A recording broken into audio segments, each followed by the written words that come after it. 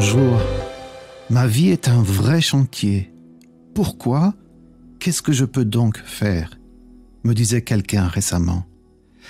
Ma première réaction a été de penser que nous sommes tous, d'une façon ou d'une autre, en chantier, en développement, en chemin, en construction, transformés progressivement de gloire en gloire.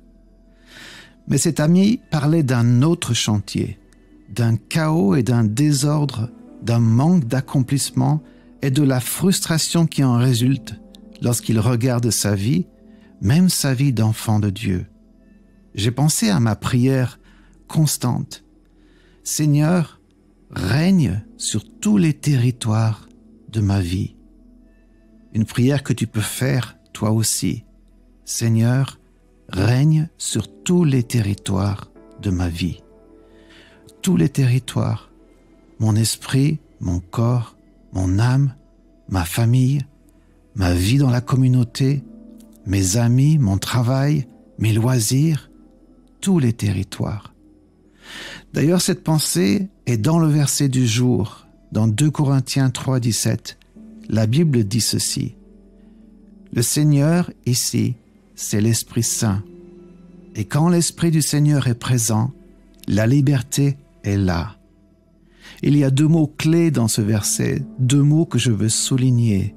Esprit, avec un E majuscule, non pas l'esprit de l'homme, mais l'Esprit de Dieu en l'homme, le rend libre. Il vit, pense et accomplit selon le Saint-Esprit dans l'amour et la vérité. L'autre mot est le verbe règne, c'est-à-dire le gouvernement d'un souverain.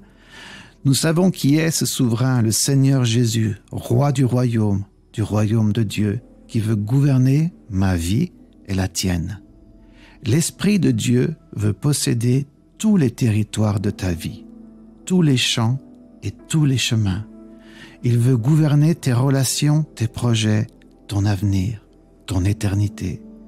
Il veut cette autorité sur tout l'écosystème de ta vie.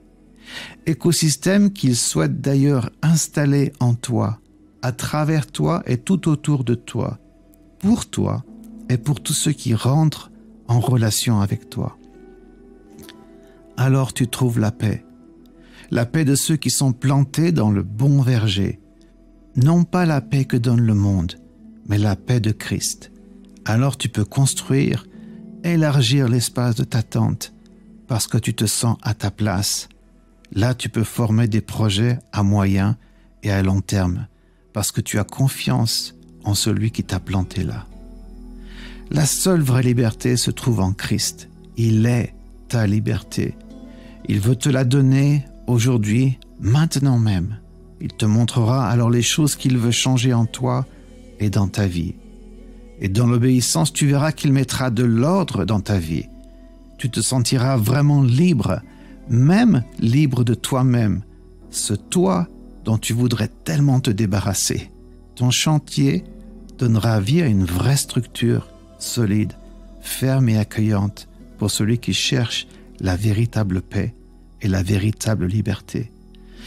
Encore une fois, j'insiste, je ne parle pas de la liberté selon les critères du monde, mais de la liberté par le Saint-Esprit.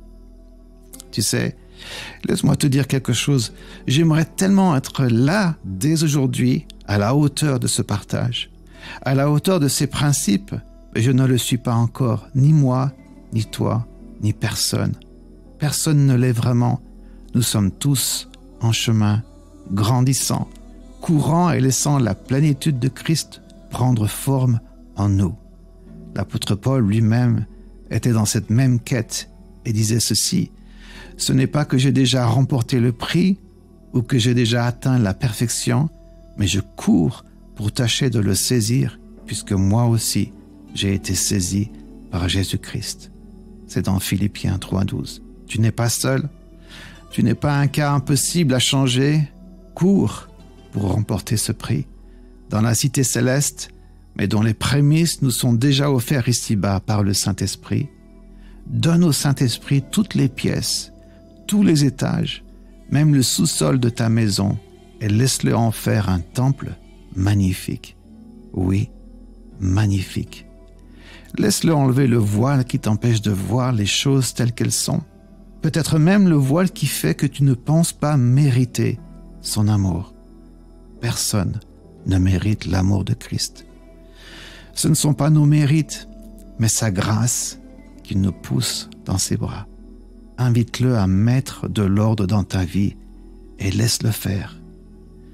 Sois béni, Seigneur Jésus, notre roi, celui qui nous gouverne, celui qui nous conduit et qui nous garde.